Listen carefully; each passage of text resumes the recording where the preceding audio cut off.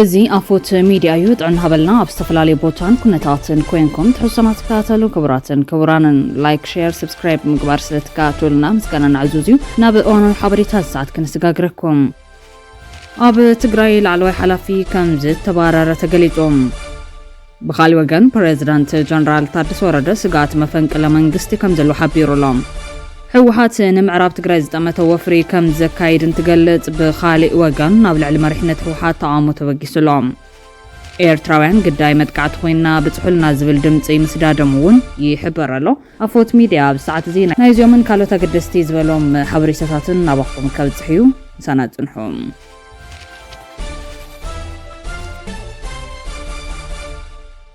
بقدامنت بيت فردي ناي دكتور دبرزين غورم كاي لابتوب كمبيوتر سريعم تباهيلهم استطرطر والكسبات كفتحوا عزيز كان تنبره زاغيد كاي يفتحوا تزاز زوردلم اكلات صطاب تزاز بيت فردي اب غبر كم زي وعالو تحبيرهم شدش حلو تصطا في اي بي ناي بومبر حوحات دكتور دبرزين غورم كاي لابتوب كمبيوتر سريعم تباهيلهم تخصصهم نيرم يوم بيت فردي كفلكت مام غلعد حقي بشدش سنه كلتشن 17 عام تمرتاب زكايد مسرح فردي ناي بومبر لابتوب كمبيوتر سريعم تباهيلهم استطرطروا الكسبات كفتحوا عزيزهم اتهم شدشته طرطورات نفس وقفهم ب10,000 بر وحس كم زفتعوا بيت فردي بين كان تابم قبل علي زتوهابت ازاز بزولكن كاب بيت ماسرتي كم زي تفتحوا فلفلات حبيرام زحلف سمون مودعتا بقنبت كلتشن 17 لابتوب كمبيوتر نايتا بومبر بحلو تتسرع عزب الحبريتا محبرا مرخويتات بسفحو تزرقحو كان تنبرم دقفتو جن زتفبرخه ورا يلوم كنصقوا صنيحم يوم تا بومبر ابز غربوان مس دقفتو ابز قبر اخيبا لابتوب كمبيوتر حيزون ترايوم ايتسرقن زبل ترغم زلو يمثل كبلو دما تعذبتي ارديوم نيروم يوم بخالي زينا جنرال تادسه حلافي كاب سلطان سنابيتوم قدم خلت ورحي اب تግራይ حلافي بيرو ماي هافت زنبره بعل سلطان حوحات تعاليو بخالي تتكيو زلوم وهابت ريتوت شمت اب وشت حوحات ودباو قالس كم زلو زريلام اتوم تعاليوم بخالي استتكو ايتتولد قبر صادقان كم زخونون تگدالاي حوحات نبرن يوم اب تግራይ كاب زواوي محدرتي كساب حلافي بيت صحفت يهو دغاب اديس اباب زحلف 34 عامታት اب استفلالي صحفتات اگلگيلوم يوم بليتنال جنرال تادس ورد زمرح جيزاو محدر ناب سلطان مسمصنت بحوحات زتحص ابال تام سلف بايتون ازمرحو تكيو حلافي بيرو هافت ماي كوين تمزيزيوم شمتا يستولد بايت جيتات ورد زمرح جيزاو محدر تام ودب زهابو خلت ناي بيت صحفت بوطاتات ناب حدا بمرادو تام وتاناغيديوم ات حلافي بيت صحفت اوشت خلت اورح كاب سلطان استالي لمخنيات اوشت تا كا بوليتيكا مقصاستا جيدا زلا حوحات ጉጅላዊ ጎንጽ ነይሩ ዝብል ርእቶ ወጻኢ ብግልጽ ዝተገለጸ ነገር የለን ኣብ ማሕዳሪ ዞባ ሰሜን ምዕራብ ትግራይ ዝነበረ ኣይተ ተኽላይ ገብረ መድህን ኣባል ፈጻሚ ስራሕ ሕወሓት ኮይኑ ተተኪኡሎ ኣይተ ተኽላይ ገብረ መድህን ናይ ሽመት ደብዳቤኡ ካብ ፕሬዝደንት ታደሰ ወረደ ማለት እውን ሌተናንት ጀነራል ታደሰ ከም ዝተቀበለ ምንጭታት ቢሮ ሃፍትማ እዮም ኣረጋጊጾም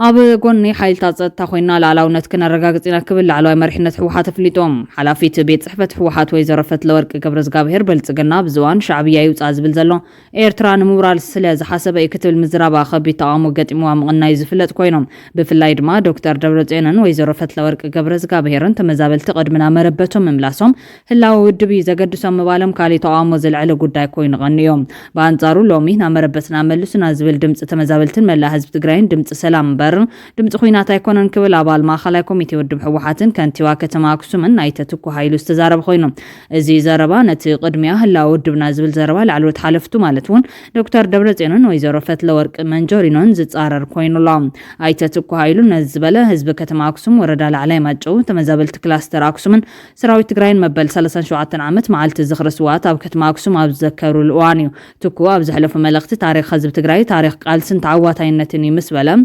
بمسواتو كبرو منتو تاريخون عقيو عرسنا محدر زمص تاريخاو حزبيلو قالسي 17 عامታት አካይዱ ከም ህዝቢ አማዓርነት መሰረት ዝገበረ በሕገ መንግስት ዝምራሕ ህዝባዊ ስርዓት ክትከል ክብር መስዋዕት ከፊል ኢሎም ኣብዚ ሓለፈ 5 ዓመታት ህዝቢ ትግራይ ከም ህዝቢ ካብ ገጽ ምድሪ ንምጥፋ ካብ ታሪኽ ዓለም ክስረዝ ንክጠፍን ዝታወጀ ዝተተግበረን ዝትግበር ዘሎን ጆኖሳይዳዊ ኩናት ንምካትን ንምዕጋትን ህዝባዊ መኸተ ኣብ ግንባርን ደጀንን ኣብ ውሽጥን ደገን ከም ህዝቢ ዓለም ዘስደመመ ክባር ዋጋ ከፊሎም نابزة تكمتن سمع تخصيطة مبال كفر رمز قبرة ورقاوي تاريخ آمزجيو إيلوم بقالسن مسواتنا تنستركبنا يا تقراي لومون بقالسي كم هزبن مغزال أو قالس كم زلنا زقلت آيتتكم تحزل فتناون كم تمالكن سقروين آيلوم هزبي زوا معراب تقراي كم هزب تبتينو كوفو جيزي حلفلو مربتنا ملوسنا زبل دمت تمزابلتن دمت ملا تقراوين فتاو تقارون مخان بمقلات انا مربتنا ملوسنا مبال دمت سلام بر دمت خيناتي كونن تمزابلتي ملسون تنبل سلامينا ندلي إينا نبل زلنا آيلوم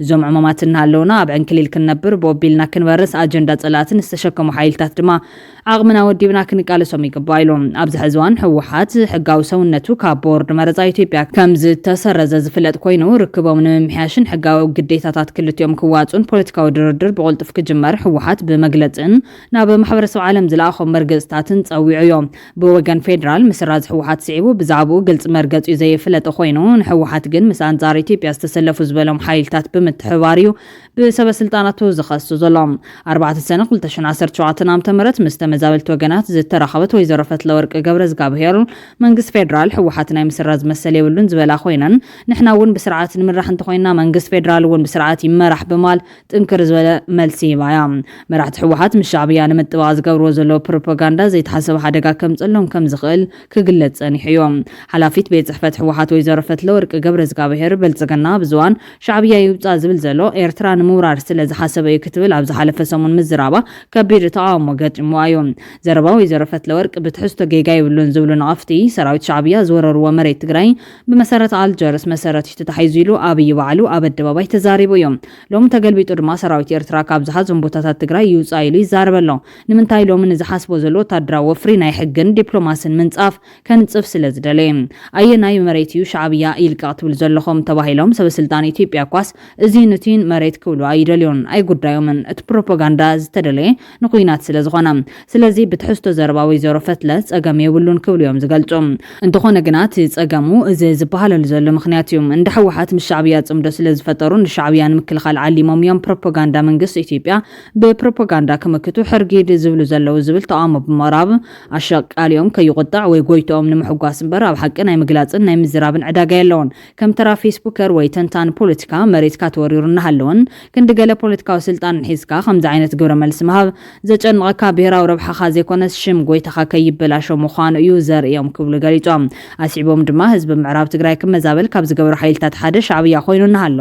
እዚ ተማዛበል ከርተት ኣብ ዝብለሉ ወቅቲ ምስ ሻዕብያ ጥዕኖ ዘይተሓለወ ጽምዶ መመስራትከ ነቲ ብሓገዝ ሰራዊት ሻዕብያ ዝተመዛበለ ህዝቢ ዝህልዎ መልእኽቲ እንታይ እዩ ዝብል ሕቶዮም ዘበግሶም ግዳይ እዚ ጽንትታዊ ኩናት ኮይኖም ዝተመዛበሉ ወገናት ይህቡ ኣብ ዘለው ርእይቶ ጠንቂ ዘይምምላስ ተመዛበልቲ ብዙሕ ክኾን ይኽእል እቲ ዋና ግን ዕንቀጽና ውድብ ሕወሓት እዮም ፖለቲካዊ ልዕልናይ እንታይ ተመለሰ ተመዛበልቲ ኣይምለሱን ኢሉ ዝዓንቀጸ ውድብ ሕወሓት ምስ ሻዕብያ ንምጽማድ ግን ዘፈናቐልኩምዎም ተመዛበልቲ ንቐዳሚ ይመለሱ ኣይበለን ዝበሉ ኮይኖም እዚ ፈቐዶ ተደርቢ ዘሎ ተመዛበላይ መርቲ ዓመጽ ሻዕብያ እዩ ሕማቁን ጽቡቕን ኣብ ገጹ ዝበልዕ ጽያፍ ኸቲቱ ዝነበረ ስድራና ልዕሊ 10 መራሕቲ ስድራ ኣብ ውሽጢ ሓንቲ ናይ ኬንዳዳስ ዝነብር ዘሎ ብሰንኪ ሻዕብያ እዩ ናይዚ ማሕበረሰብ ዝዋና ፍትሒ ክብሩ ምምላስ እዩ ሕወሓት ግን ከም መስርሕ ዝኽተሎ ክብሪ ህዝቢ ብምውራድ ህልውናኻ ምርግጋጽ እዩ ቀላጽም ትግራዋይ ኩሉ ኣብ ሕቆ ሕወሓት ይዕረፍ ተመዛበልቲ ኣጻብዖትኩም ናብ ቤት ጽሕፈት ሕወሓት ገጽ ገበሩ ክብሉ እዮም ዝገልጹ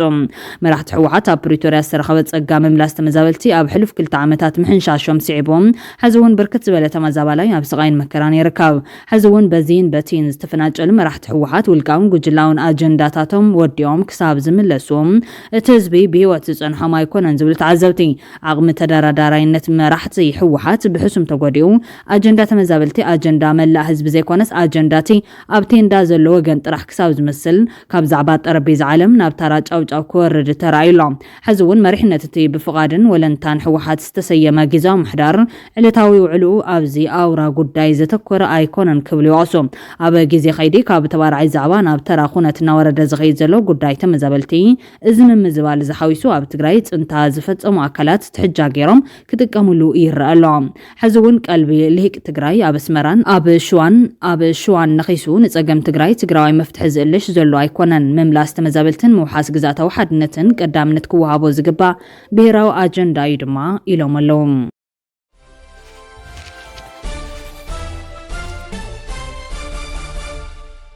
ፕሬዚዳንት ጀነራል ታደሰ ወረደ መፈንቅለ መንግስቲ ከይግበረሉ ስጋት ከምዘሎ ተዛሪቦም ትግራይ ድሕረት ዝተኸፈለ ክባር መስዋዕትን ዝተኸተመ ውዕል ሰላም ፕሪቶሪያን ዝተረጋጋዕ መንግስቲ ክህልው ኣይከኣልን ክብል ጀነራል ታደሰ ወረደ ገሊጹሎም። ፕሬዚዳንት ጊዜያዊ ምሕዳር ትግራይ ሌተናል ጀነራል ታደሰ ወረደ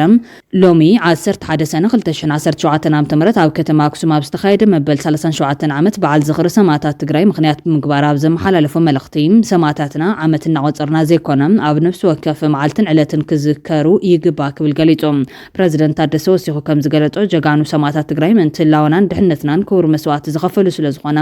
ኣብ ነፍሲ ወከፍ መዓልትን ዕለትን ክዝከሩን ዝወደቑሉ ዕላማ ኣብ ሽቱን ብምጻሕ ህያውነቶም ክረጋገጽን ይግባ ኢሎም። እዚ ዕላማታትና ንምዕዋትን ታሪኽና ንምዕቃብን ዝግበር መስዋዕቲ ኣዝዩ ክቡር ምዃኑ ዝገለጸ ፕሬዚዳንት ጀነራል ታደሰ ወረደ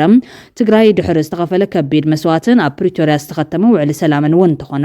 ዝተረጋጋዕ መንግስቲ ክህልዋ ኣይከኣለን ኢሉ። ድሕሪ ስምዕ ፕሪቶሪያ ዋላ እኳ መንግስቲ ወኪልና ተነበርና ዝተረጋጋዕ መንግስቲ ክንምስርት ኣይከኣልናን ዝበለት ፕሬዚዳንት ዳርጋ መንግስቲ ኣልባ ኮይና ኢና ኢሎም። እንተኾነ ግን ገለ ወሃብቲ ሪቶ ከም ዝገልጽዎ ጀነራል ታደሰ ወረደ ነቲ ኣቐዲሙ ዝነበረ ምምሕዳር ጌታቸው ረዳ ከይረጋጋዕ ዓብዪ ግደ ተፃዊቱ ዝብል ክሲ የቕርቡ እዮም። ፕሬዚዳንት ታደሰ ወረደ ትግራይ ቅድሚ ተወራር መንግስቲ ዘይብላ ዝሓለፈትሉ እዋን ከም ዘይነበረ እውን ወሲኹ ገሊጾም። እዚ ጊዜያዊ ምሕዳር ዝተፈላለዩ ፀገማት ክህልዎ ይኽእል እዩ፣ ኮይኑ ግና ካብኡ ብዝዘለለ መንግስቲ ኣልባ ከይንኸውን ክንጥንቀቕ ይግባእ ክብል ዕጫ ምምሕዳር ጌታቸው ረዳ ከይበፅሖ ስጋት ከም ዘለዎ ዘምስል ዘረባ ኣስሚዑ እዩ ፕሬዚዳንት ጀነራል ታደሰ ወረደ።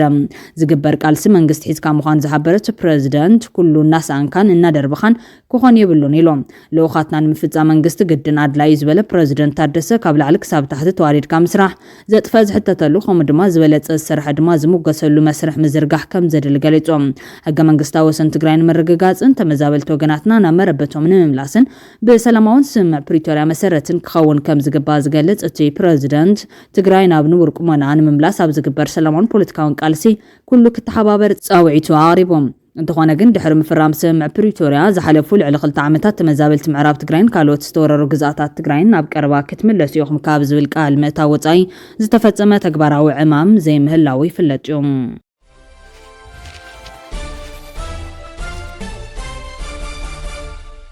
ኣብ መንጎ እስራኤልን ኢራንን ዝተወልዐ ግጭት ንሻሻይ መዓልቱ ቀፂሉ ኣብ ዘለሉ እዋን ኣብ መላ እስራኤል ዝርከቡ ኤርትራውያን ስደተኛታት ኣብ ስጋትን ሰንፈላልን ከም ዘለዎ ቢቢሲ ዘዘራረቦም ነበርቲ ናይቲ ሃገር ገሊጾም። እቲ ካብ ኢራን ዝትኮስ ዘሎ ሚሳይላት መብዛሕትኡ ኣብ ሰማይ እንከሎ ይብርዕን እኳ እንተሃለዎም ሓደ ግን ኣብ መንበሪ ኣባይቲ ተዓሊቡ ጉድኣት የስዕብ ከም ዘሎ ይፍለጥ እዮም። ኣብ ከም ረሆቦት በቲክቲባን ካልኦት ኤርትራውያን ዘቕመጥሎም ቦታታትን ብዛዕለበ ሚሳይል ቀሊል መቕሰልቲ ዘጓነፎምን ኣባይቶም ዝዓነዎምን ስድራ ቤታት ከም ዘለው ክብሮም ተወልደ ካብ ማሕበር ሓድሽ ተስፋ ሓቢሮም። እቲ ቁፅሪ ብልክዕ እኳ እንተዘይፈለጥና ተወቂዖም ናብ ሕክምና ዝተዓቐቡን ናብ መዕቆቢ ቦታ ምስ ከዱ ገዞም ፈሪሱ ዝፀንሖም ስድራ ቤታት ከም ዘለው ክንፈልጥ ክኢልና ኣለና ዝበለ ክብሮም እቶም ቤቶም ዝዓነዎም መንግስቲ ብዝገበረሎም ሓገዝ ኣብ ሆቴል ይቕመጡ ከም ዘሎ ይገልጽ። እዞም ኣብ ሃገሮም ካብ ዝተወረመ መከራ ሃዲሞም ብዙሕ ዋጋ ከፊሎም ርጋትን ድሕነትን ደልዮም ኣብ እስራኤል ዝተዓቐቡ ስደተኛታት ምስ ዕለታዊ ናብራን ጽኑዕ ሕጊ ስደተኛታት እስራኤል እናተቃለሱ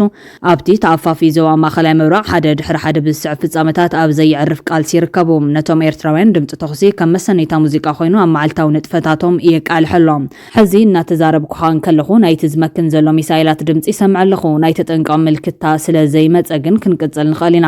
ናብ ሎሚ ኣብ ዘውጋሕለይቲ ኣብዚ ከባቢና ዝወደቐሎም እቲ ቦታ ኣዝዩ ታስዩ ይብል ቢቢሲ ትግርኛ ዘዘራረቡ ኣብ እስራኤል ን15 ዓመታት ዝተቐመጠ ጸሓፍን ቪድዮግራፈርን ሙሉእ ዓለም ገብረ ዝጋብሄር። ሕዚ እናተረዳእናዮን መፅዝ ስለ ዘለና ቀትሪ ክንድቅስ ንፍትን ክመስን ከሎ ድማ ንዳሉ ኣለና። ምክንያቱ ቀልጢፍና ናብቲ መዕቆቢ ቦታ ክንወርድ ኣለና።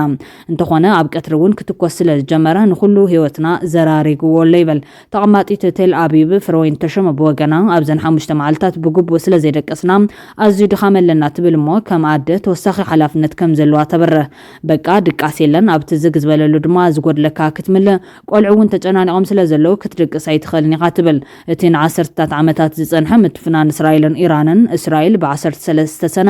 2025 ናብ ልዕሊ ኒኩለሳውን ወታደራዊ መሳለጣታት ኢራን መጥቃዕቲ ድሕሪ ምፍጻማ እዩ ናብ ቁልዑ ኪናት ተሰጋጊሩ ዘሎ። ኣብታ ለይቲ ኣብ ቴህራን ካልኦት ክፋላት እቲ ሃገርን ፍንጀራታት ክስማዕ ሓዲሩ። መንግስታውያን ማዕኸናት ዜና ኢራን ድሒረን ከም ዝሓበሮ ድማ ብውሕዱ 7 ላዕለዎት ወታደራውያን ኣዘዝትን 6 ላዕለዎት ሊቃውንቲ ስነ ፍልጠት ኒኩለርን ከም ዝተቐንጸሉ ጸብጺቡ ነይሩ እዮም። እዚ መጥቃዕቲ ነቲ ብስውርን ብናይ ውክልና ውግእን ክኸይድ ዝጸንሐ ፍሕፍሕ ጉልባ ብቐሊዑ ናብ ኩናት ከኣትዋ ገይርዎን ኣሎ። እስራኤል ኢራን ኢራን ንኩለሳዊ ኣጽዋር ንምህናጽ ኣለዋ ንትብሎ ዕላማ ንድሕነት ሓደጋ ምዃኑ ክትገልጽ እንከላም ኢራን ግን ንሰላማዊ መዓላ ዘገልግል ምዃኑ ወትሩ ክትምውግት እያ ጸኒሓ እዚ ኩናት ንሙሉእ ማእኸላይ ምብራቕን ዓለምን ዝጸሉ እኳ እንተኾነ ነቶም ኣብ ዘይርጉጽ ሃዋህው ህይወቶም ንምምራሕ ኣብ ቃልሲ ዝጸንሑ ከም ኤርትራውያን ስደተኛታት ዝኣመሰሉ ሕብረተሰባት ድማ ኣብ ድሕነቶም ቁጠብኦምን ኣእምራዊ ጥዕኖምን ዝህልዎ ጽልዋ ዝኸበደ ይገብሮም ኣብ ዕጽዋይና ዘለና ክበሃል ይካል ከም ድላይካ ክትወፍር ዘይምኽኣልን ፍርሕን ኣሎ ኣናእሽቱ ውዳበታት እንተዘይኮይኑ ናይ ኤርትራውያን ኮም የለን ቀደም ዘይጸንሐ ሕዚ ክህሉ ይኽእልን እዚ ዘይምህላው ድማ ሃሳይኡ ዓብዩ ስለዝኾነ ነትካ ጥንቃቕን ምስትውዓልን የድሊ ይብል ኣብ እስራኤል ናስታት 11 ዓመታት ዝተቐመጠ ብርሃነ